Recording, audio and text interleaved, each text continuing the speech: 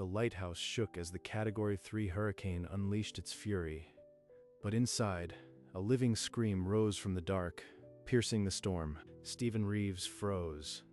He had heard wind, waves, cracking stone, never this. It was the sound of a terrified mother. He snatched the oil lamp and plunged down the spiral staircase, the beam dancing over wet iron steps. On a narrow landing, he found her. A pregnant bobcat, fur slick as oil, a kitten hanging from her mouth, desperate. She had climbed halfway up a lighthouse in a hurricane. This was no ordinary animal. Stephen knelt. He extended a trembling hand. The bobcat's amber eyes met his, and for a moment, the storm fell silent. He lifted her. She was heavy with unborn life, and she let him carry her without a struggle. Behind him, 2 more kittens staggered up the stairs, their tiny mews swallowed by the wind. The climb was agony. Rain sliced through the window slits. The lantern swung wildly, but Stephen held the bobcat tight. The smallest kitten collapsed.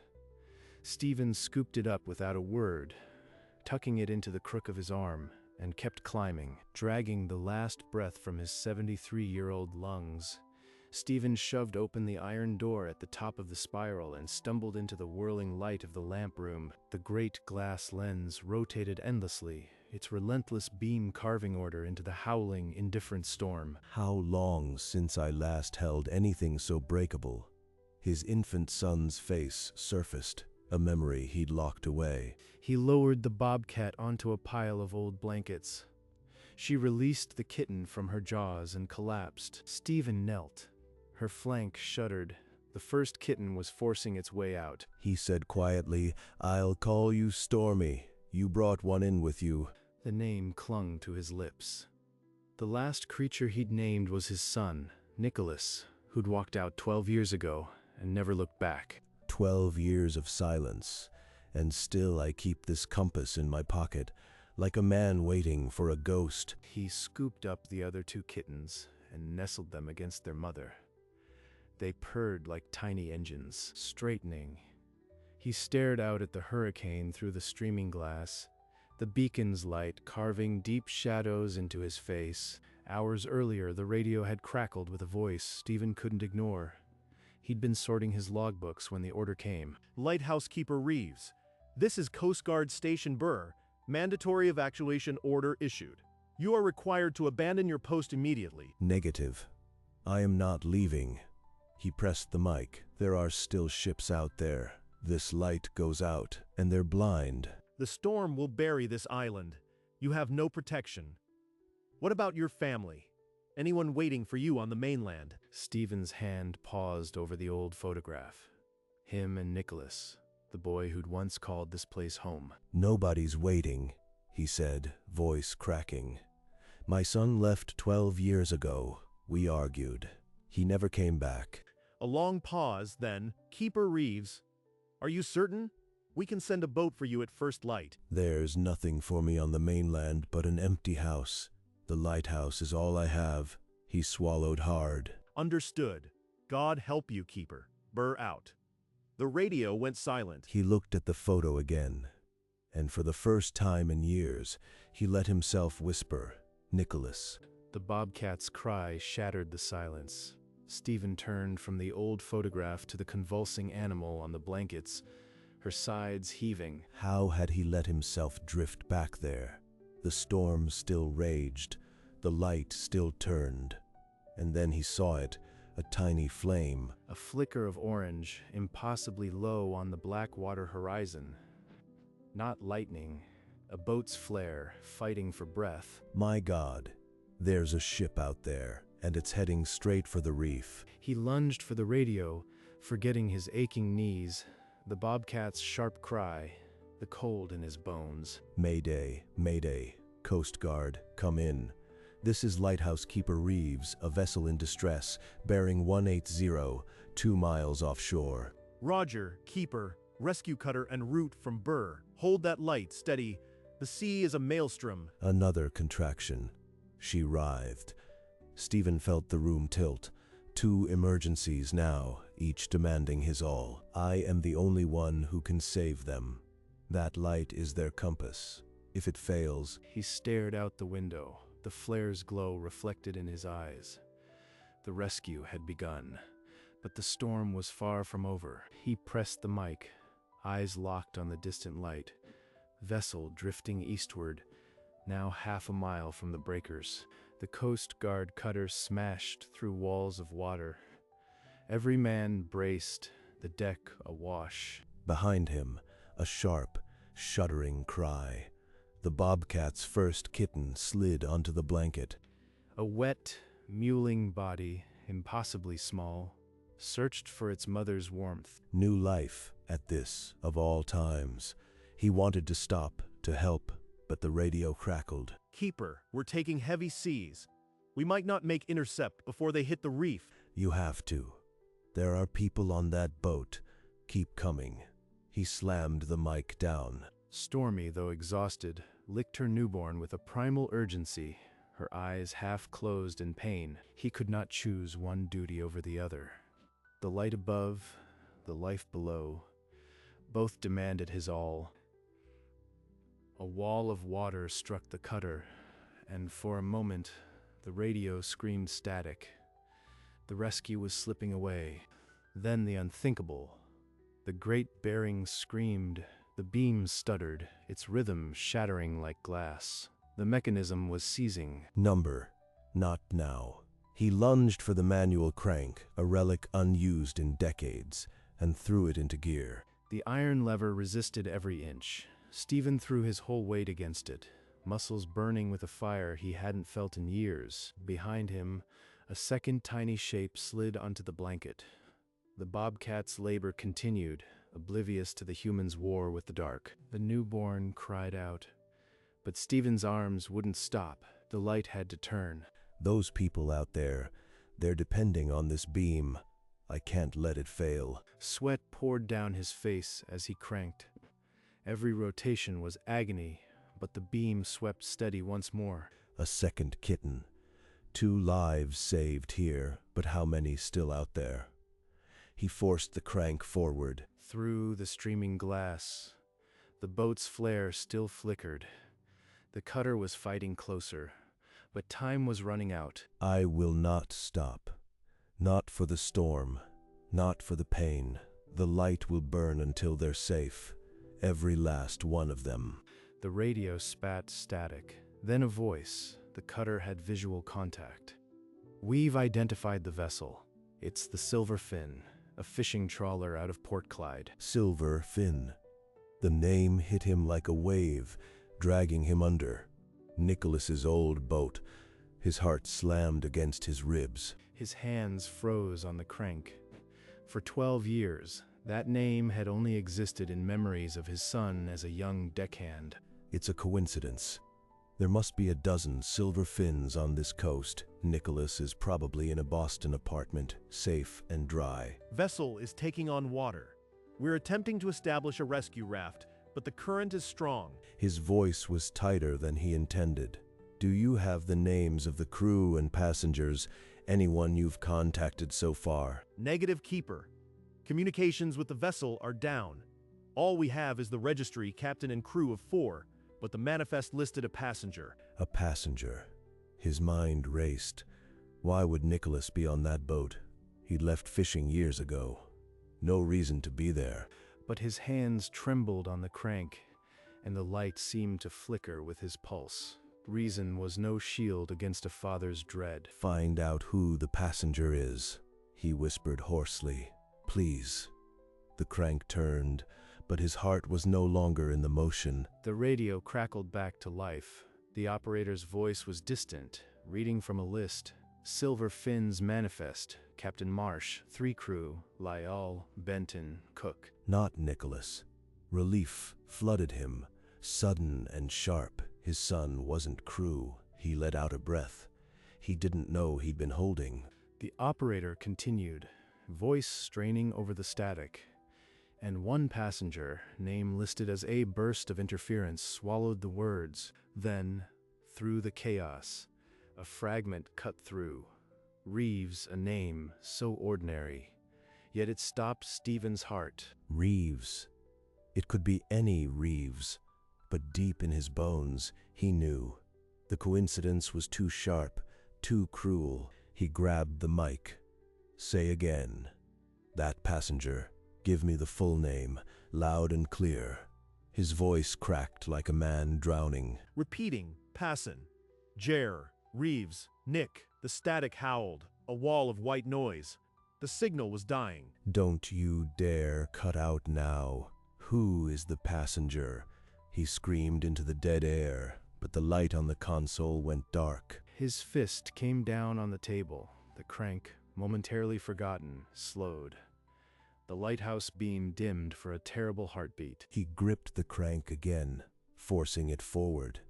The light steadied, but inside he was falling. A passenger named Reeves, his son. He returned to the window, one hand still on the crank, the other pressing against the cold glass. Behind him, Stormy shuddered. With a final, exhausted cry, she delivered her third kitten. The litter was complete. He couldn't look away.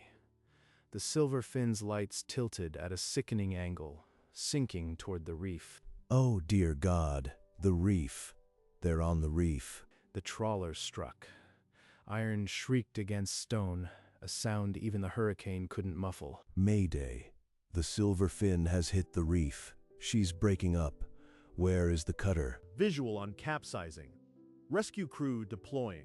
We see them, Keeper. We're doing everything we can. Stephen watched a dark shape roll onto its side, lights flickering once, then swallowed by the fury. I won't close my eyes. Not until I see the orange of life jackets. The three kittens mewed behind him, oblivious to the father's silent scream. The radio crackled again. The operator's voice strained but triumphant. 3 survivors spotted. One in a yellow raincoat, clinging to wreckage. A swell lifted the man, and the rescue swimmer snatched his arm. They hauled him aboard like dead weight. Yellow raincoat. Stephen's heart hammered. The passenger. The man with his name. Through the static, the operator's voice cut clear. He gave his name, Passenger Nicholas Reeves. Conscious but hypothermic. A strangled gasp escaped him. He pressed a hand to his chest, forcing air into his lungs. That's my son. He's on that cutter, he shouted, voice breaking. He's my son, my Nicholas. Tell him his father is keeping the light. The operator stammered, Your son, Keeper. We'll protect him with our lives. He's safe now. Stephen's legs buckled. He caught himself on the crank, but the world blurred. 12 years of silence, and now a name across the static. He looked back at Stormy and her 3 kittens, his breath ragged. I won't let him die, not tonight. His arms found new strength. The crank turned faster, and the light blazed like a promise across the cruel sea. Through the rain-streaked glass, a flash of yellow, Stephen's hands found a rhythm as his eyes locked onto the distant cutter. There. The swimmer has him. Hold on, son. Just hold on. A towering swell crashed over the swimmer and Nicholas. For a wrenching second, the yellow vanished. No, not now. He pushed the crank harder, his shoulder screaming, but the light held. The swimmer's arm broke the surface, hauling Nicholas by the life jacket. The cutter's crew pulled them both aboard. Stephen kept cranking, his breath ragged. The beam swept over the heaving sea in a steady pulse. He's on the deck. They've got him. Tears mixed with the rain on his face, but his arms never stopped. A sharp spasm seized his shoulder, and the crank nearly slipped. He locked his knees and forced it back. Not yet. I will not fail him. Not when he's so close. His vision tunneled, but the light kept turning, a father's promise carved in fire across the storm. The radio spat static. Then a voice Stephen never thought he'd hear again. Weak, but unmistakable. Dad. Dad? They told me. The keeper's name was Reeves. Is it really you? Nicholas. Yes, It's me, son. I am here. I was coming home to say I am sorry. 12 years, and I couldn't face you after what I said. No, son, I am sorry. We'll sort it out. Just survive tonight. I'll keep the light burning until you are safe. I promise. I see it. Every sweep. It's the most beautiful thing I've ever seen. A sob shook Stephen's frame. He gripped the crank to steady himself, but his voice found a new steadiness. He's alive. He came back for me. He pushed the crank with renewed force, the beam blazing a path of light across the dark, their lighthouse a living promise, but the renewed force was a lie. Minutes later, Stephen's arms seized. The crank jammed against his failing muscles. Number. Not now. Not after everything. He tried to push, but his grip slipped. The light flickered, its rhythm breaking. His body screamed a betrayal he could no longer ignore. But in the dark of his mind, a boy laughed on the dock. A boy with his eyes. A boy coming home. He looked at the crank, let go, and 8 people could die. His son would die. He did not let go. A rasping scream tore from his throat as he threw his whole weight against the iron. The gears groaned, but the beam swept steady, again and again. His body gave out, but his hands were locked on the crank. His legs braced, a statue of pure will. The light will not stop. I will not stop. Outside, the storm began to wane, but inside the lamp room, a man had already broken and rebuilt himself from the shards. The radio crackled one last time. The operator's voice ragged with exhaustion but triumphant. Keeper, all accounted for. 9 souls, safe and sound. Stephen's knees buckled. He slid down the brass casing, the crank still clutched in his numbed hands. 9 lives, including my son. Bring them here. The lighthouse is the nearest land. His voice was a whisper, but it carried. Copy, Keeper. Course set for your island. We'll be there within the hour. He heard the engines of the distant cutter change pitch through the broken window. They were coming. With the last of his strength, Stephen crawled to the corner where Stormy lay with her newborns. 3 kittens suckled quietly, their mother's amber eyes half closed in exhausted peace. We made it. All of us. He let his head rest against the cold floor, but his heart was full. The light still swept its steady arc, a silent sentinel over the calming sea. But he could not rest. The survivors would need the door. With a groan, Stephen pushed himself upright and stumbled toward the stairwell. Each step was a battle. He grabbed the railing as his legs threatened to buckle, pausing at every landing to gasp for breath. Down and down, through the wet iron echo of the storm. The lighthouse had never felt so tall. At the bottom, the heavy oak door shuddered with the dying wind. His fingers, clumsy with fatigue, struggled with the iron bolt. The bolt scraped free. He pushed, and the door swung wide. A gust of salt air filled the landing. The storm had retreated to a distant rumble, leaving behind a bruised gray dawn. And there, across the rolling swells, the rescue cutter. White spray at her bow, a trail of smoke from her stack. He leaned heavily against the doorframe, his breath misting in the cold air. So close. The light still revolved above him, a faithful heartbeat. He watched the cutter close the final yards. A figure in a yellow raincoat stood at the rail, looking toward the lighthouse. The cutter nudged the stone dock. A crewman helped Nicholas over the rail, his legs unsteady on the wet wood. He looked up, and there, in the open doorway, stood an old man with a gray beard and a face carved by grief and hope. For a long, electric moment, neither spoke. The lighthouse beam swept overhead, tracing the sorrow of 12 years. His lips moved, but at first no sound came. Then, a whisper as broken as the man himself. Dad. The word hit him like a wave, and for a moment the salt on his face wasn't just from the sea. Stephen took a half step forward, his body moving on instinct before his mind could catch up. Nicholas, too, swayed forward. His blanket slipped from one shoulder, but he didn't adjust it. A hand reached from the blanket, trembling, stretching toward the old man in the doorway. My boy, after all this time, my boy. They had never been closer, and yet never so far from the people they'd been. Stephen closed the last few feet in a lunge, wrapping his arms around his son with a force born of 12 years of grief. I thought I'd lost you forever. He choked into Nicholas's shoulder. I am so sorry, Dad. I was such a fool. Nicholas's shoulders shook. Stephen held him tighter, as if he might melt away. It's okay. It's okay, Stephen whispered. Nicholas pulled back just enough to see his father's face. I was coming home to say that. The storm almost stole my chance. The rain slowed to a whisper. A spear of dawn broke through the clouds, painting the lighthouse in gold. On the rescue boat, the survivors watched quietly, their own near death hovering over the scene. 12 years of silence, and now he's here, solid and real, my son.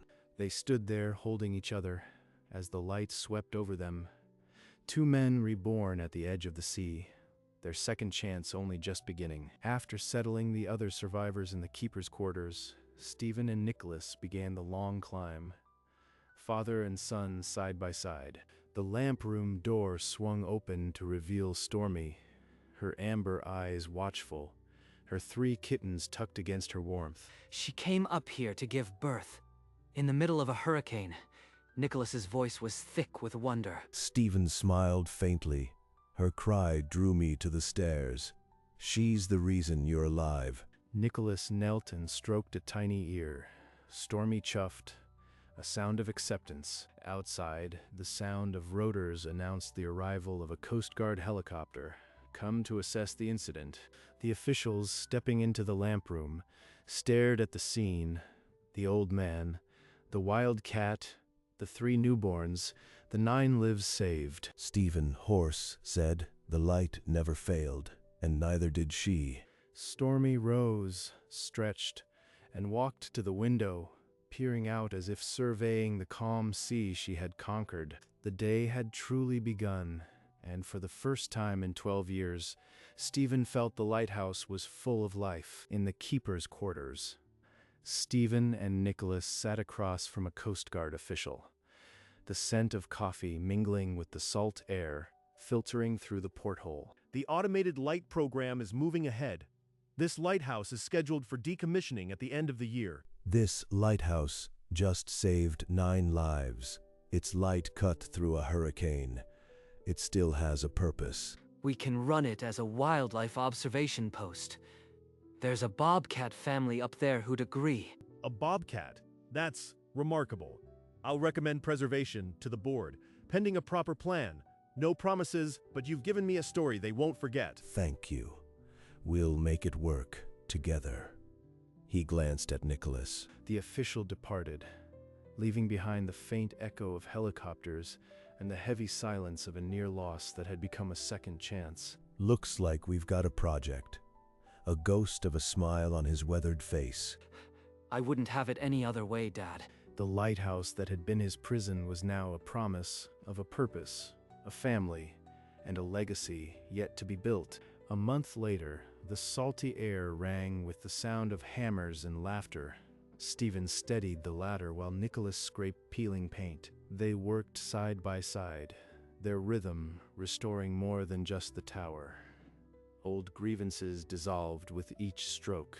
She comes back every day. It's like she's adopted us. Or we adopted her.